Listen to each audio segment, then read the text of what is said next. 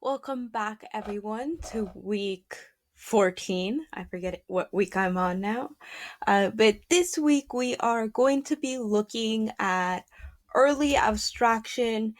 Among the topics we'll be covering today are Cubism, Futurism, all of these early art movements of the 20th century that really start taking abstraction to a whole new level. I know we finished off with Kandinsky and Malevich in Russia last time, but now we are going to see how the rest of Europe and later on how the United States is going to embrace abstraction.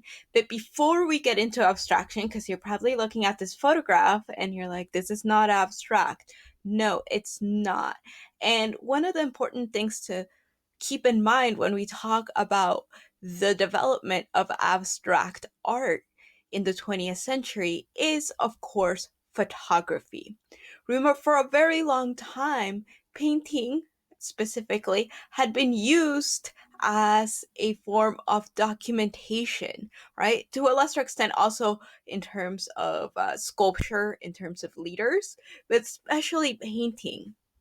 And now, with the advent of photography, you no longer need to fulfill that documentary role. Photography is going to develop t- towards the end of the 19th century, and it's really going to take off in the 20th century. Now, this photograph that I brought in is actually from the end of the 19th century, and this is taken in the Five Points neighborhood in New York, and this is by Jacob Riis. And I'm actually going to have you watch a film on this particular artist and what he was doing. He was really more of a photojournalist, and this is what we're going to find with photography.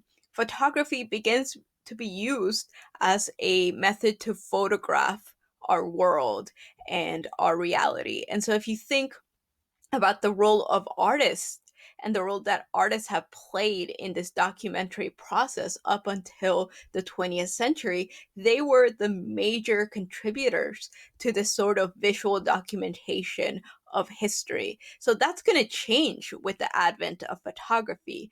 It also means that it's going to liberate artists to really think outside of the box and to really embrace abstraction. But we're also, on the other hand, going to be looking at photography. And photography, it took a very long time. I'm talking probably the last 20 years or so for photography to be embraced as an art form side by side with painting, architecture, and sculpture, not a lesser art form. But what we see at the beginning are artists that are experimenting with form and the different effects that a camera can create, and also artists or photojournalists in this case that are documenting the reality that they see around them. And I'm going to have you watch a video on Jacob Riis. I don't know if I said that before, and his series of Five Point, because these are some of the first flash photography that we have, and it's absolutely insane what he does. He actually goes inside of these tenement apartments. These people were living in horrible conditions, and he wanted to let the world know about this, which is a great sentiment. But then what he did was he would go into these houses and he would basically light a small fire and set off an explosion in order to photograph these people without them knowing that he was doing this. And sometimes he like burned their tenements to the ground. So slightly dubious his execution, but it did gain people's attention, and it led to a lot of social reforms in New York towards the end of the 19th century. So that'll be interesting to watch.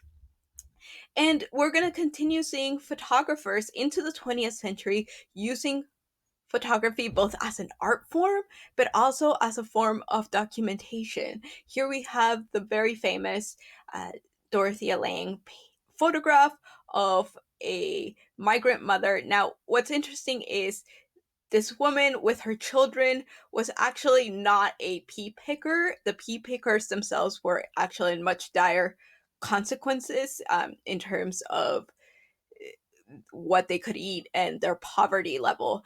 This woman with her children, they were actually on the side of the road when Lang found them. Their car had broken down, and so they were fixing it. But they were these part of this very impoverished population during the 1930s. And so it kind of captures the imagination of this mother with her children and the destitution that they're feeling at the moment. But we're also going to see photography embrace abstraction. Now, I'll let you take a minute to look at what you're seeing. What do you think you're seeing? This is a photograph. This is a photograph of a bell pepper. Yes, photography is really great in that if you zoom in on anything close enough, it almost becomes abstract. So, what is all of this abstraction that I've been talking about? Well, abstraction just means simplifying and changing a shape or a form to be less realistic. Basically, you're changing things to look less realistic. Now, you either probably love abstraction, you hate it, or you have absolutely no feelings whatsoever about it. But most people usually either love abstraction or they hate abstraction. Now, people that love abstraction, these are their kind of argument points for abstraction. It is universal, meaning it can be interpreted in many ways. And I think this is part of what's really frustrating about abstraction. You can look at a history painting and you can kind of go and research it and you know exactly what's going on. But with an abstract piece, you're really challenged to create your own interpretation. It is, according to the champions of abstraction, more expressive because there's a lot more freedom to go beyond what can be found in the natural world.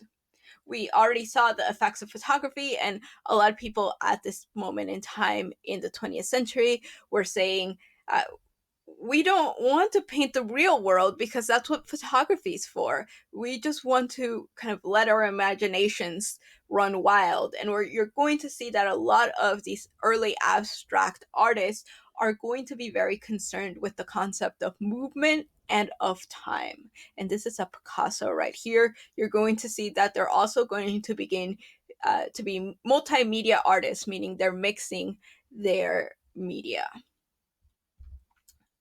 We're also going to see abstraction, as I mentioned last time, affected by the effects of war. You have World War One, then closely followed by World War Two. You have the Russian Revolution, which we alluded to last time, and you also have the Spanish Civil War. And these are all going to play a massive role on how European artists express themselves. And especially after the Second World War, we are going to see many artists fleeing from Europe, especially many of these avant garde abstract artists were of Jewish origin. And so during the Second World War, they all flee. And where do they go? They go to New York. And it is after this the Second World War where we're going to see the capital of the art world shift from Europe to the United States, and specifically to New York. Now, some modern art was seen as reactionary against the war, and by this I mean it looked towards an idealism, a utopianism, so a perfect world, that it was pure, and we're going to see art become political again, but political in a sense of trying to create a new world order. Now, modern abstract art is also going to have the influence of other cultures, because although I've been talking about how this is a radical new development in Europe, most cultures around the world have been using abstraction, including early European cultures, had been using abstraction for centuries, and they were still creating these pieces. And so we're going to see these modern European artists look elsewhere. We already saw them look towards Japan and ukiyo-e. They're also going to be looking at Africa. Now, unfortunately, this is not um, a an influence in which they go out into the culture, they learn about it, they respect it, and then they pay tribute to it. This is very much what we would call today appropriation of a lot of the motifs without really understanding what they meant to these people. And you'll often hear them refer to these artists as primitive or primitive cultures. And I've found this phrase used in textbooks that I've kind of looked over for use. Up until a few years ago, I've heard other cultures being referred to as the beauty of the primitive art, which is absolutely ridiculous to me.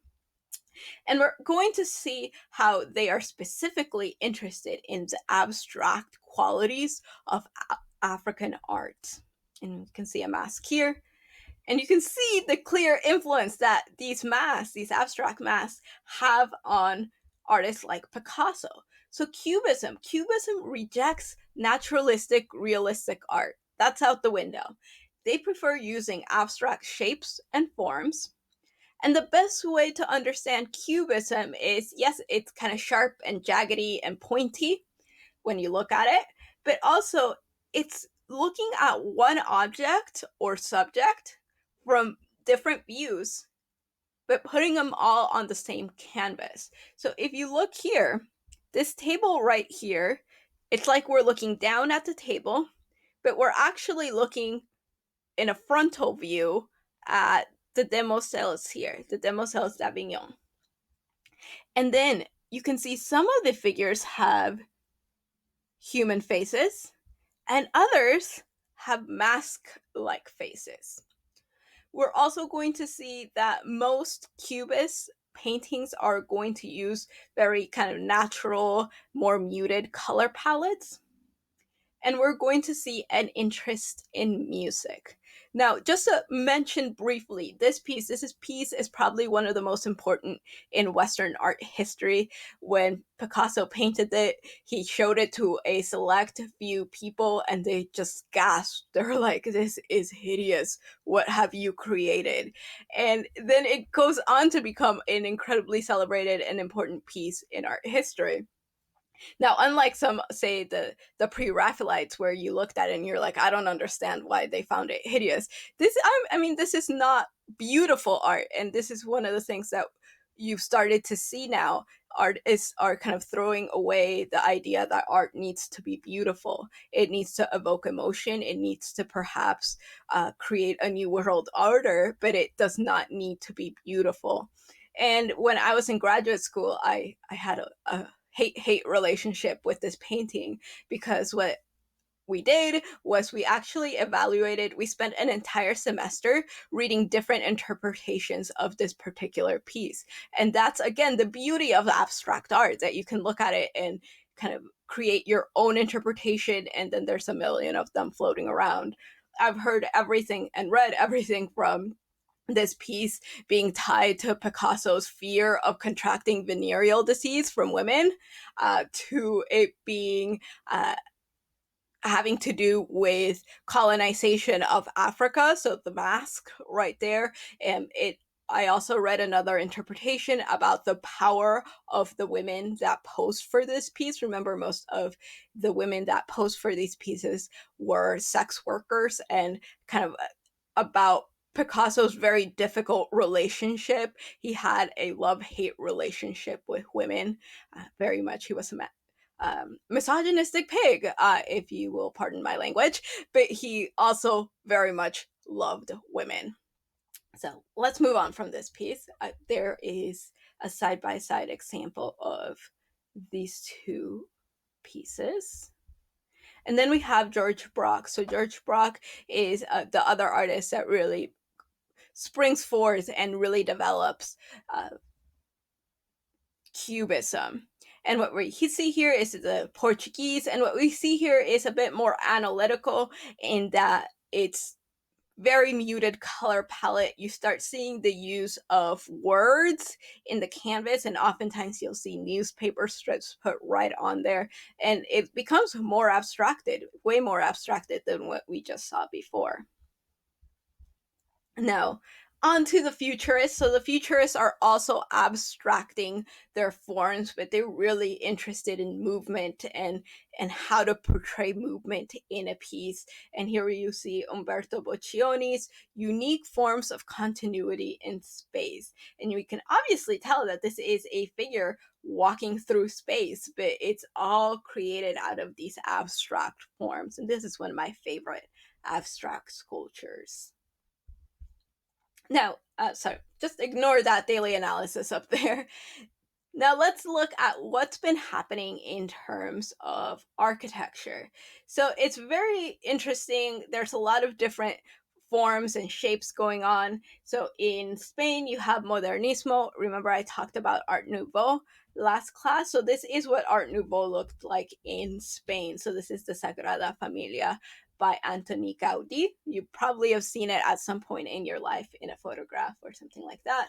So that is Art Nouveau. And we're going to see how that at the end of the 19th century is going to shift over to the something like the Bauhaus. And the Bauhaus developed in the interwar period. We call that the period between World War One and World War Two in Germany. So this was a school of art, but it was kind of a very laissez-faire approach to teaching art and design. And it really started as a design school, not as an architecture school. But basically, students were kind of tossed in this building and kind of told to be innovative and creative and create stuff, right? Just create something, be innovative. And you had designers talking to painters and painters talking to theater costume designers. And so you had this melding of the different types of art forms all within this space. Now let's talk about this space a little. Gone are all the decorations. Gone is all of the Rococo, the Baroque, even the Neoclassical. There's no columns anymore. And instead, what we see are these gigantic windows. And this is starting to look a lot more familiar, right? So, one of these major movements of the early 20th century is going to be the Stil, meaning the style, and it's formed by a group of young artists in Holland around 1917, and they believed in this art of a new age. This is a new age, and this new age was going to integrate art and life, and it focused on the universal instead of the individual. And this is a piece by Piet Mondrian. You probably have seen this one as well. And this piece is part of this De Stil movement. Now, what does this have to do with architecture? Well, how do you transfer painting and integrate it into life? Well, you turn it into architecture. And this is the Schroeder house, and it takes all of those concepts of the Stil and simplified forms and kind of these geometric shapes with primary colors, and they create a house out of it. And so I'm going to have you watch another video because it actually goes inside the house and shows you all of the different rooms. But this is what abstract architecture looks like. Now let's see my next. Okay, so back to the Bauhaus. So to tell you a little bit more about the Bauhaus, there were many artists here. They were cutting edge, innovative, again, in Germany, right before the Second World War. Now, Hitler, you might not know, actually was an artist himself. And he was unfortunately not a particularly amazing artist. And so he didn't make it into art school, while he saw many of these Jewish artists making it into art school. And that really fueled his resentment and his hatred towards the Jewish people. And so, what we're going to see is when Hitler rises to power, he is going to be quick to get rid of everything that he doesn't see as art. And because he comes from this artistic background, he understands the importance of art in his campaign. He knows how powerful a political tool it is. And so he goes through and he gets rid of all of these new abstract art pieces. He rounds them up, and sometimes he burns them, sometimes he auctions them off at a degenerate art show and to make fun of them. And instead, he replaces them with these very ugly, very scary looking, pure Germanic art pieces. He uses a lot of neoclassical motifs, and they're just so blah and scary in their ideology. And in case you're wondering where all of these pieces are, they're hidden in a basement somewhere along with his actual artwork. We, as an artistic community, decided he does not deserve to be shown as an artist, and so nobody will really ever display his artwork. It's hidden, it's in storage, but we have, as a community, decided that is not the type of power that we want to give him. And so we're going to see many of these artists that were part of the Bauhaus, were part of these other cutting edge modern movements, abstract movements, flee Europe because the Nazis were coming and they would destroy everything when it came to modern art that they saw, including, unfortunately, the lives of these artists. And so they end up in New York. And so we then are going to have the start of a new art community and a new art world, really. Let's see. And kind of going from that very heavy topic, I want to shift over and talk about IKEA, because the other video I'm going to have you look at is this art movement in the design world for simplified forms, right? Because what does an abstract chair look like? Well, it kind of looks like an IKEA chair. So IKEA actually has its beginnings in Scandinavian design and this very 19th, 18th century Scandinavian design, kind of peasant design. And so I'm going to have you watch a video on it. And I think it's kind of amusing because we often think of IKEA today as kind of being kind of cheap, kind of furniture, but it does have a really interesting design history. And let me see if I have another slide. All right, and my last slide. So this is my minute reflection. Obviously, you're not going to write anything down, but I just wanted to show you these two houses. So Casa Mila is, again, by Gaudi. It's part of this Art Nouveau or Modernismo movement that we talked about last class. And then on the left here, we have the Schroeder house. And I just kind of want you to think about which one would you rather live in? And you can talk about it, mention it in the discussion below if you would like. And that's where I'm going to wrap up today. Next class, I believe we're looking at Dadaism and Surrealism. And so we're going to stay in the same time frame before moving on to the post-World War II